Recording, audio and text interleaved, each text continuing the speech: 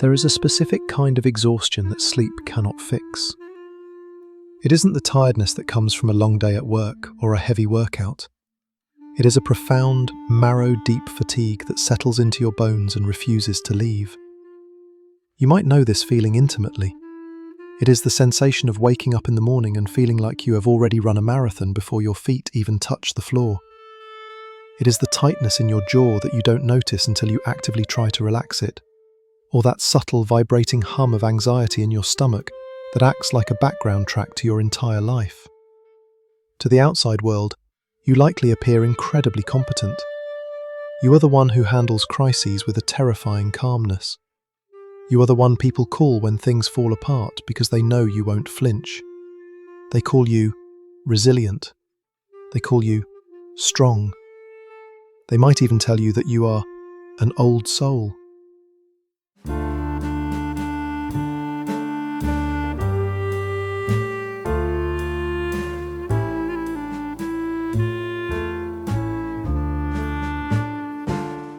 But let me tell you something most people never admit about that kind of strength. It is not a gift. It is a callus. You didn't become this capable because you wanted to. You became this capable because you had to. There is a very specific silence that surrounds people who have endured too much. It is the silence of holding your breath, waiting for the other shoe to drop. You walk into a room and you don't just see furniture. You scan the emotional temperature of the people inside. You track the micro-expressions on someone's face, a twitch of the eyebrow, a change in pitch, because, for a long time, noticing those tiny details was the difference between safety and danger. If this resonates with you, if you feel like you are constantly holding up the ceiling so it doesn't collapse on everyone else, I need you to know something right now. You are not broken. You are simply a survivor who is still wearing armor in a room where the war ended years ago. And this is where the profound misunderstanding of your own character begins. You have likely spent years, perhaps decades, analyzing your behaviors and labeling them as defects. You look at your inability to trust and call it bitterness. You look at your sudden urge to isolate and call it antisocial. You look at your exhaustion and call it laziness. But I want you to strip away those labels right now, because they are fundamentally incorrect. What you are experiencing is not a character flaw, it is a biological reflex. It is not a malfunction of your personality, it is the correct function of a nervous system that was forced to adapt to an untenable environment. Consider your need for control. Most people, perhaps even your partner or friends, might view you as rigid or unwilling to go with the flow. But for you, control was never about power. It was not about dominating others. It was about predictability. When you grow up or exist in chaos, where the mood of the household shifted like a violent wind, predictability became the only currency that mattered. Knowing exactly what was going to happen was the only way to ensure you wouldn't get hurt. So, you learn to micromanage your environment. That is not you being difficult. That is you trying to create a pocket of safety in a world that taught you it was inherently unsafe. Or consider your numbness, that feeling of being behind a glass wall while everyone else is laughing and connecting. It is not that you are cold. It is not that you don't care. It is that your emotional immune system has deployed a shield. If you take in too much electricity, the circuit breaker trips to prevent a fire. You didn't stop feeling because you wanted to. You stopped feeling because the input was too high, the pain was too sharp, and your biology decided that numbness was preferable to collapse. You must understand that your brain has a hierarchy of priorities, and at the very top, far above happiness, social connection, or relaxation, sits survival. Your brain does not care if you are happy, it cares if you are alive. And for a long time, being hyper-vigilant, being numb, being perfect, or being invisible was the only way to stay alive. Your body is loyal to you. It rewired itself to protect you from a threat that was very real. But while this strategy kept you safe in the past, your biology is paying a steep, compounding price for it today. To understand why you cannot simply relax, we have to look at the machinery operating under the hood. When you are exposed to chronic, repeated trauma, your baseline physiology fundamentally shifts. The primary mechanism at play here involves the amygdala. This is the primitive, almond-shaped cluster in the temporal lobe, responsible for detecting fear and initiating the fight or flight response. In a regulated nervous system, the amygdala fires only when there is an immediate, verifiable threat, a car swerving into your lane or a physical attack. But in your system, the calibration has been permanently altered. Think of your amygdala like a smoke detector that was installed in a house that burned down once before. Now it is terrified of fire, so it has set itself to maximum sensitivity. A normal smoke detector goes off when there are flames. Your smoke detector goes off when you make toast, when you light a birthday candle, or even when the temperature in the room shifts by a few degrees. It perceives a neutral facial expression as suppressed rage. It interprets a delayed text message as imminent abandonment. It sees a quiet Sunday afternoon not as peace, but as the terrifying calm before a storm. When this alarm bell rings, it floods your body with cortisol, the primary stress hormone. And here is the specific tragedy of that mechanism. When the amygdala screams, it effectively hijacks the brain and shuts down the prefrontal cortex. The prefrontal cortex is the CEO of your brain. It handles logic, reasoning, language, and emotional regulation. But during a trauma response, the amygdala locks the CEO out of the office and cuts the phone lines. You literally lose access to your rational mind. This is why you cannot think your way out of a flashback, and why you cannot logic your way out of a trigger. You are not dealing with a cognitive problem, you are dealing with a biological coup. Your nervous system is essentially stuck in a state of hyper-vigilance. To visualize this, imagine a high-performance car sitting in a driveway. A relaxed person is a car with the engine off, cooling down. But you? You are a car in neutral, but your foot is slammed down on the gas pedal, revving the engine at 7,000 RPM. You aren't moving anywhere. You look stationary to the outside world. But under the hood, you are burning fuel at an incredible rate. You are vibrating with potential energy, ready to bolt at a second's notice. This explains the bone-deep exhaustion we discussed. You are tired because your body is physiologically running a marathon every single day while you are sitting at your desk. It is metabolically expensive to be this alert. It drains your resources. But you must remember, this is not a malfunction. Your brain is not trying to hurt you. It is furiously trying to keep you alive by preparing you for a danger that it believes is always just around the corner. But biology doesn't happen in a vacuum. Your nervous system was wired this way for a reason. Your nervous system did not wire itself in this way by accident. It was taught. It learned the specific curriculum of your childhood home, where safety was not a baseline right, but a conditional privilege that had to be earned, negotiated, or strategized every single day. The architecture of your brain is simply a map of the territory you had to navigate as a child, and for you, that territory was likely a minefield. Maybe you grew up in a house where the atmosphere was dictated entirely by the emotional volatility of one person. You learned early on that the sound of a key in the front door, or the heavy thud of footsteps in the hallway, wasn't just a sound, it was a weather report. You learned to freeze, to hold your breath, and to instantly calculate, what mood are they in? Is it a safe night, or is it a storm night?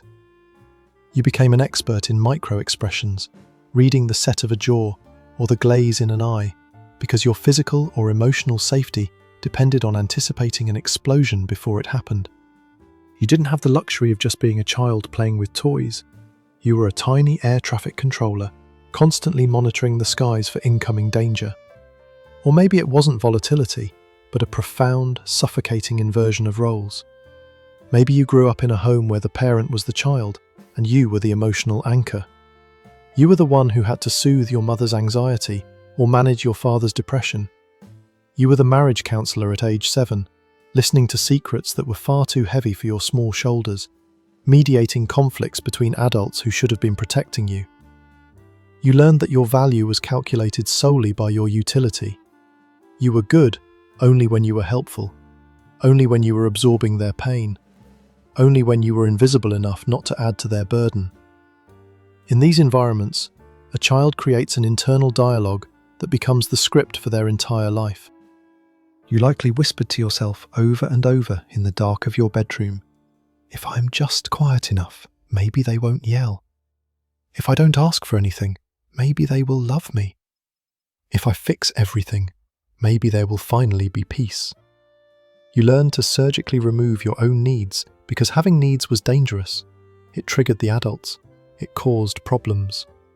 So you amputated your own desire for comfort, for attention, for help, and you replaced it with a fiercely independent, high-functioning persona that says, I don't need anyone. I can handle it myself. And this brings us to the most painful part of your reality today, the part that society often judges most harshly. Because you have endured too much, you may have reached a point where you had to make the agonizing decision to create distance, to set rigid boundaries, or to walk away entirely. And because we live in a culture that worships the idea of family above all else, you are likely carrying a crushing weight of guilt. You wonder if you are ungrateful. You wonder if you are cruel. You wonder if you are remembering it worse than it was. I need you to hear this, and I need you to let it sink into the deepest part of that tired nervous system. You are not the villain in this story. The distance you have created is not an act of malice. It is an act of survival. You did not leave because you stopped loving them. You left, or you withdrew, because you ran out of the capacity to absorb the pain. You are not rejecting a person. You are rejecting a dynamic that was slowly destroying you. There is a limit to how much poison a human body can metabolize. For years, you acted as the filter for the family dysfunction. You absorbed the toxicity so others wouldn't have to. You were the shock absorber. But a shock absorber eventually wears out. You didn't walk away because you were cold. You walked away because you were on fire and nobody else was holding a hose. They were just asking you why you weren't keeping them warm. Do not let anyone tell you that you owe your abusers access to your soul. Do not let guilt convince you to open the door to a house that suffocates you. The ungrateful child narrative is a lie designed to keep you in line. The truth is, you paid your dues. You paid them with your childhood. You paid them with your nervous system. You paid them with years of hyper-vigilance and anxiety. You have paid enough. The debt is settled. You are allowed to save yourself now. And so, that child, the one who learned to survive by being useful, by being quiet, by being the shock absorber, is still running your life today. But there is a paradox. There is a strange and bitter paradox inherent in your survival.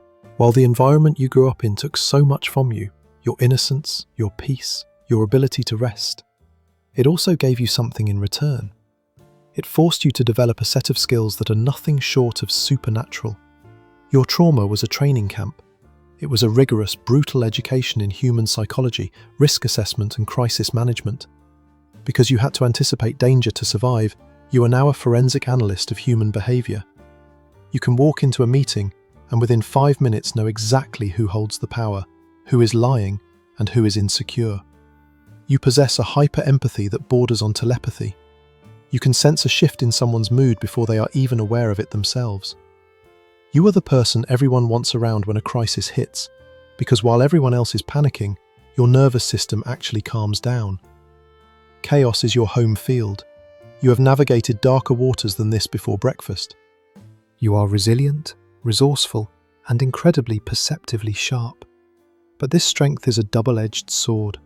The very skills that kept you alive in the past are the exact things that are preventing you from living fully right now. You are stuck in soldier mode. You are constantly scanning the horizon for threats, even when the horizon is clear. You are analysing your partner's silence as if it were a bomb threat, when really, they are just tired. You are reading into a friend's casual comment as if it were a strategic betrayal, when really, it was just a slip of the tongue. You have become so good at surviving that you have forgotten how to simply exist. You treat every interaction like a chess match, where you must anticipate the next 5 moves to avoid being checkmated. But in a healthy relationship, in a safe life, there is no opponent. There is no checkmate. There is just dinner, or a walk in the park, or a quiet Tuesday.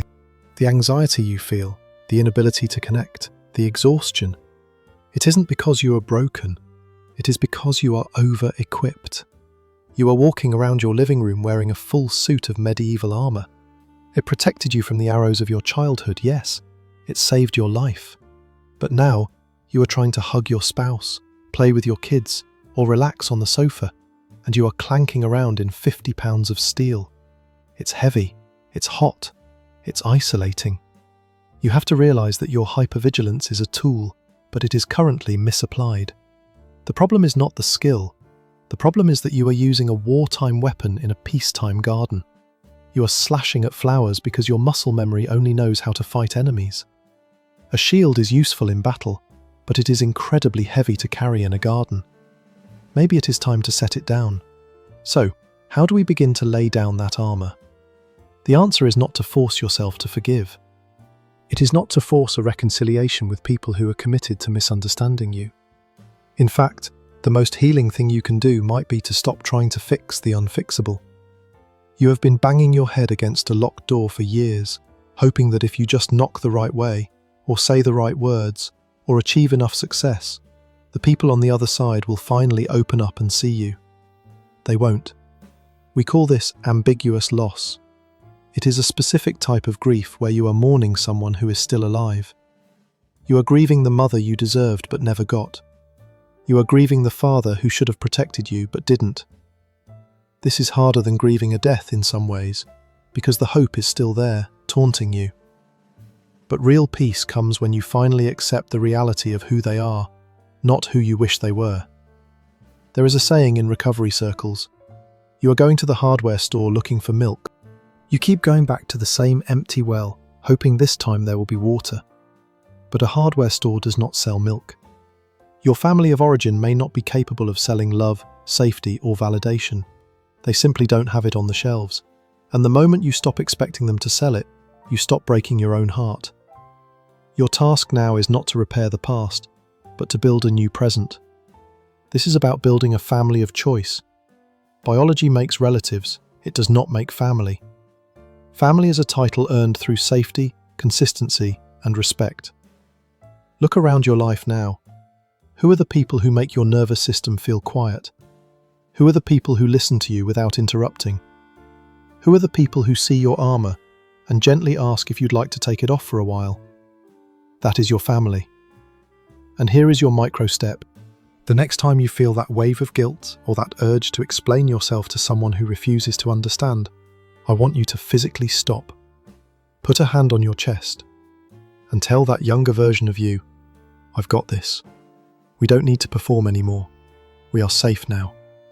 You are becoming the parent you never had. You are the one you have been waiting for. And when you make this shift, when you stop auditioning for a role that was never yours to begin with, you are rewriting your history. There is a profound freedom waiting for you on the other side of this realization. It is the freedom of knowing that while your history is written in stone, your future is written in water. It is fluid. It is yours to shape. You are not destined to repeat the patterns of the past simply because they are all you have ever known. Biology is powerful, yes, but consciousness is stronger. By simply being here, by asking these questions, by refusing to look away from your own pain, you are engaging in an act of rebellion. You are doing the hardest work a human being can do. You are not just healing yourself, you are attempting to heal a timeline. You are the cycle breaker. You are the person who stood in the middle of a flowing river of generational trauma, of passed down silences, of inherited rage, of learned helplessness.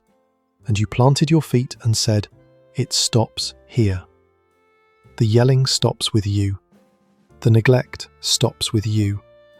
The inability to love properly stops with you. You are the firebreak in a forest that has been burning for generations. It is admittedly unfair that you have to rebuild a house you didn't break. It is unfair that you have to heal from wounds you didn't inflict. But there is a secret, quiet power in rebuilding yourself from the ground up. Because when you build yourself, you get to choose the materials. You are no longer living in the ruins of someone else's mistakes. You are the architect of your own peace. You are not a victim of your story anymore. You are the author of its next chapter. So, take a deep breath. Feel the air fill your lungs. Remind yourself that the danger has passed. You are no longer that small child trapped in a big room. You are an adult with agency, with power, and with the capacity to choose. You have spent a lifetime surviving the night. You have mastered the art of holding your breath. But you don't need to hold it anymore. The air is safe here. The ground is solid. You survived the storm. Now you get to be the sky.